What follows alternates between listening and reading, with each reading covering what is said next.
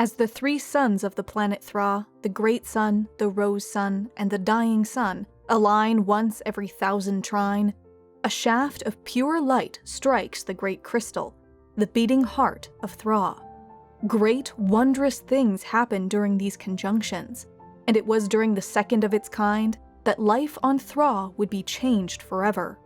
The Skeksis, the once benevolent otherworldly rulers of the land, attempted to return to their own plane, and were instead split, their kind, generous spirits being separated from their avaricious, violent selves.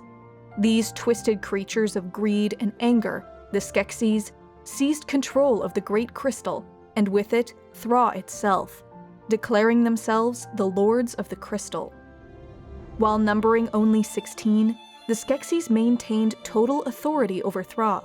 They had inherited from their Skek predecessors a wealth of knowledge, but lacking any sense of self-restraint, slowly devolved into a society built on pettiness, flamboyance, and a wasteful attitude towards life. The Skeksis enjoyed lives of senseless luxury and lavish festivities. Such opulence was paid for through the tithing of their subjects. The native races of the world, the Gelflings and Podlings, were fooled into believing they could not survive without their lords, and acquiesced to their every demand. In exchange, the Skeksis promised to protect the crystal, while in reality, their rule was only harming it. Total control over an entire world was not enough for the Skeksis, however. They strove for more power, even amongst themselves. Court life was filled with shifting alliances, favors, and manipulations as each Skeksis attempted to curry favor with the Emperor. A Skeksis standing within the court could shift dramatically within only hours, and his fortunes could reverse just as quickly. Despite the erratic hierarchy within the court, each Skeksis had a particular role within their society.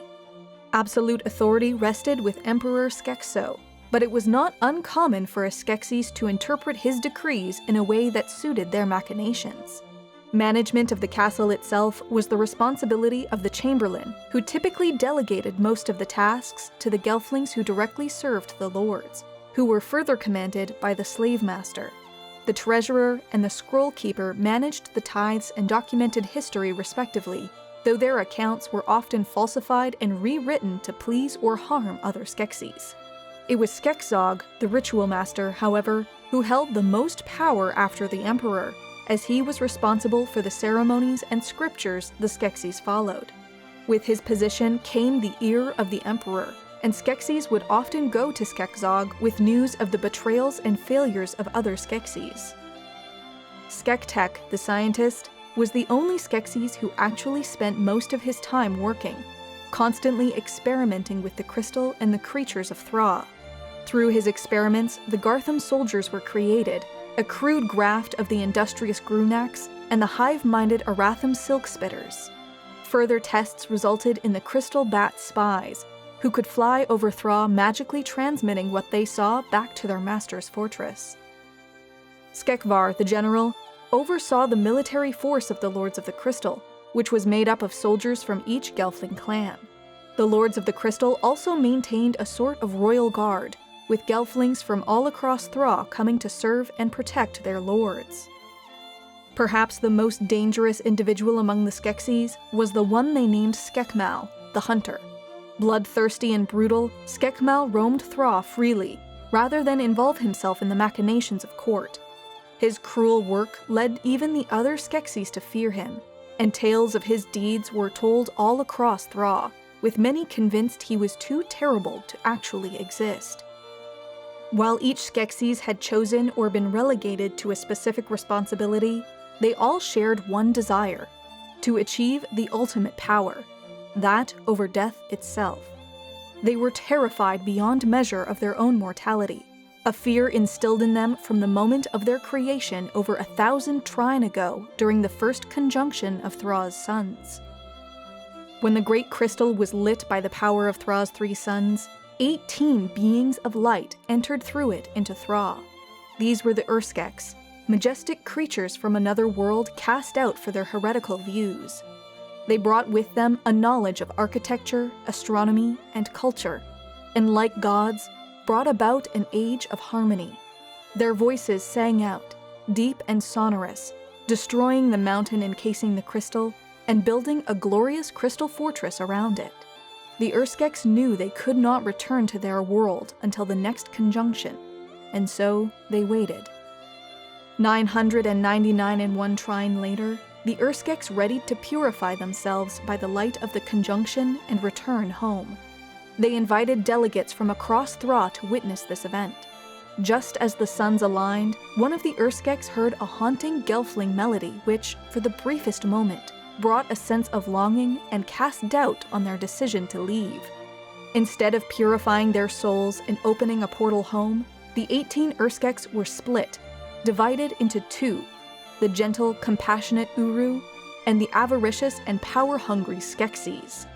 Freshly born, full of youth, and seemingly without memory. Desperate to secure this place in this new order, the Skeksis turned on their other halves, attacking and killing too. The two halves of the Skeksis remained linked, however, and for each Uru that died, a Skeksis also perished. Unable to kill their benevolent counterparts, the remaining 16 Skeksis banished the 16 Uru from the castle and turned their anger on the Great Crystal, striking and shattering it. A shard of the crystal separated, to be lost for 1,000 trine.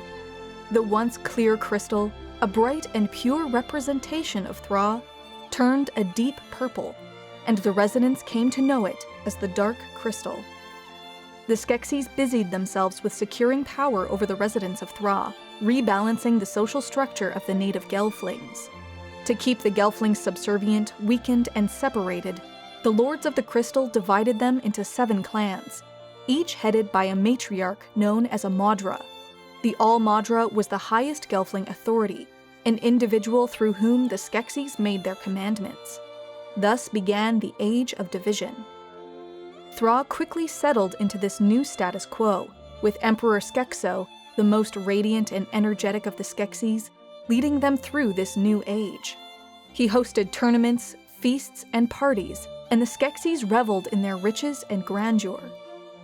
This era of decadence would not last. Gradually, the vitality of the Skeksis withered, leaving them sickly and closer to death.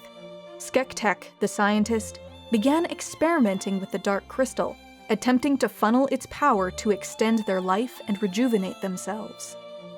His ultimate success came when Skeksis discovered the Dark Crystal could be used to drain the life force from a Gelfling and distill it into an elixir. The Lords of the Crystal rejoiced in this new power, for they could now cheat death at will.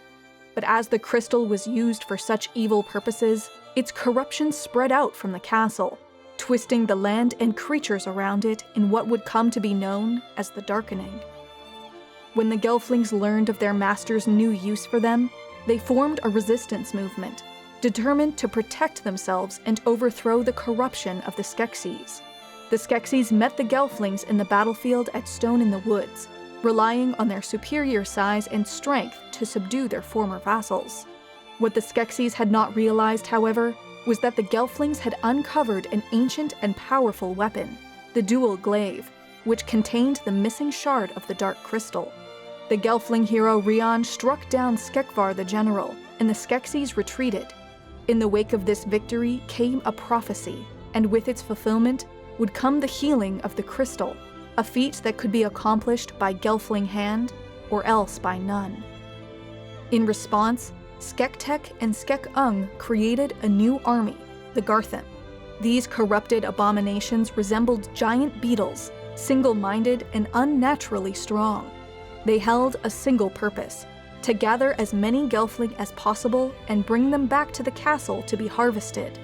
The Garthim War lasted until the Skeksis believed they had completely wiped out the entire Gelfling race. Without Gelflings to harvest for their life energy, however, the Skeksis turned to the lower race of podlings to extend their lives.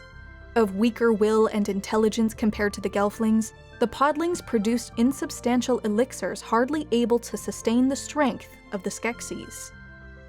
The extermination of the Gelflings had made the prophecy impossible to fulfill, but had also destroyed the only means the Skeksis had of staving off death. Eventually, Emperor Skeksis lay sick and dying. clinging to life with the same avarice he possessed in his youth. The remaining 8 Skeksis waited for his death and began fighting amongst themselves to select his replacement. When Skekso finally perished, a new ruler was named during the trial by stone, a form of ritual combat to prove a challenger's strength. Skekung, the Garthim master, won out over the chamberlain Skeksil, who was stripped of his robes and banished from the castle. But the Skeksis could not escape the prophecy they had worked so tirelessly to prevent. Their downfall came not long after, by the hand of 2 Gelflings who miraculously escaped the Garthim War. Through their efforts, the Dark Crystal was healed, returning to its original form. The Skeksis too were harmonized with their other halves, crossing back through the crystal to their own world. For the entirety of their existence, the Skeksis were a dying race, ruled by a dying emperor and imprisoned in a dying land. But what was sundered and undone is once more whole. The two made one.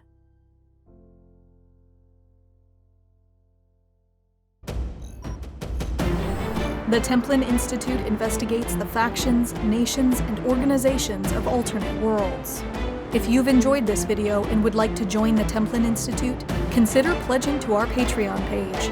Along with increased security access, you'll be able to vote in polls to determine future topics, get custom wallpaper every week, and receive some other exclusive rewards.